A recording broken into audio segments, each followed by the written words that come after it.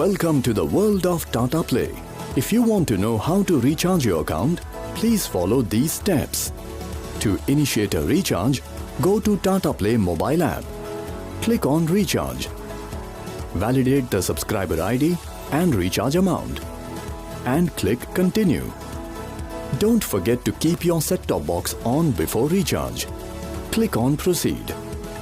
Select payment option as per your preference and proceed. Once the recharge is done, you will get a confirmation with new account balance and next recharge due. In case you are unable to view channels post-recharge, click on Sync your set-top box. Ensure your set-top box is on. If you miss to recharge your Tata Play account by the due date, don't worry.